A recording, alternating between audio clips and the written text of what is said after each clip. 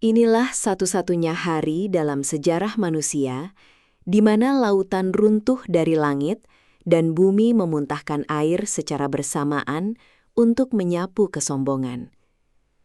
Sebuah peristiwa epik yang mengukir ulang wajah dunia.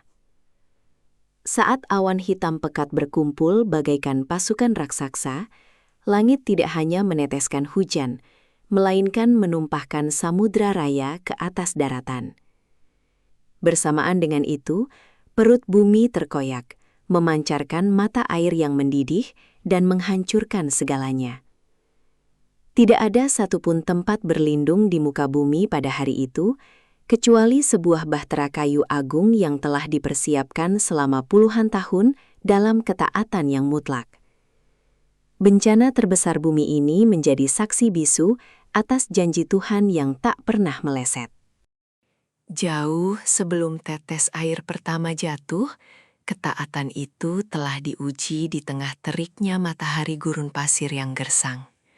Sang nabi yang mulia menerima perintah yang sama sekali tidak masuk akal bagi kaumnya, membangun sebuah kapal raksasa di atas daratan kering kerongkang, ratusan mil jauhnya dari lautan.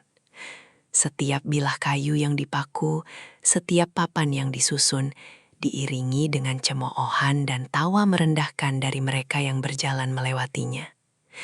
Namun, dengan keteguhan hati yang tak tergoyahkan, beliau terus bekerja dalam keheningan yang penuh kepatuhan.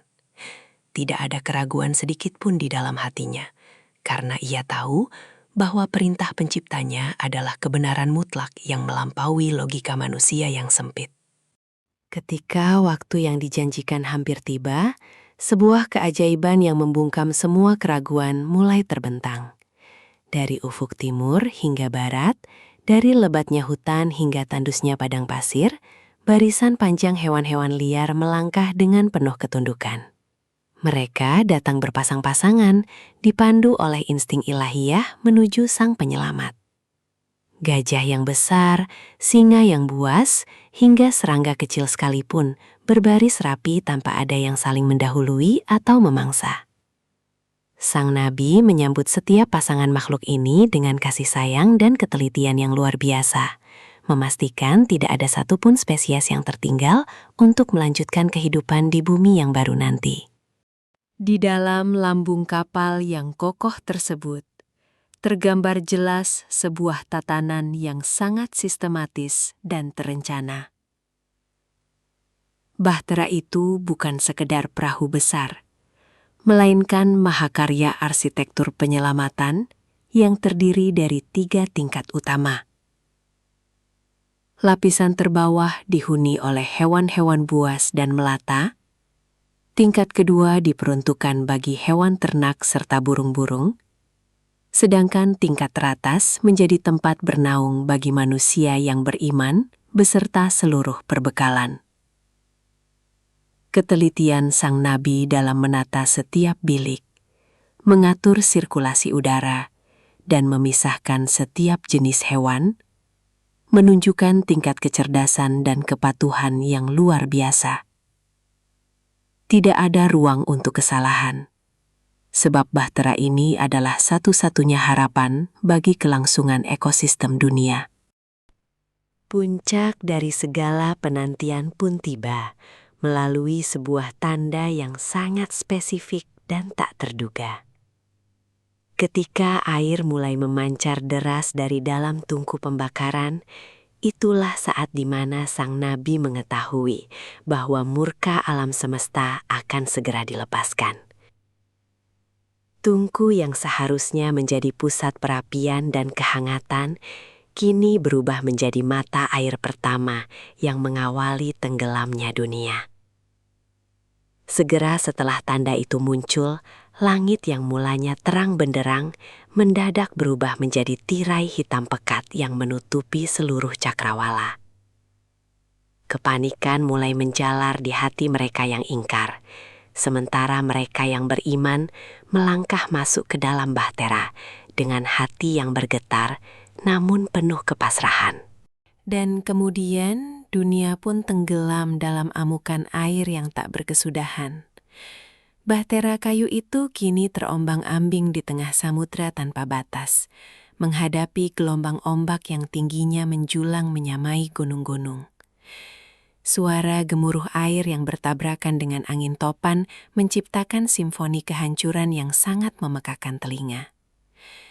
Namun, di tengah amukan badai yang mampu menghancurkan peradaban dalam sekejap itu, Bahtera sang nabi tetap melaju dengan sangat kokoh. Setiap sambungan kayunya menahan tekanan raksasa dengan sempurna, dilindungi oleh pemeliharaan Tuhan secara langsung. Di dalam sana, di bawah ayunan ombak yang mematikan, benih kehidupan bumi tersimpan dengan amat aman berkat ketaatan yang tanpa ragu. Bencana ini sama sekali tidak pandang bulu, menghapus segala batas antara rakyat jelata dan para penguasa, bahkan memisahkan ikatan darah sekalipun.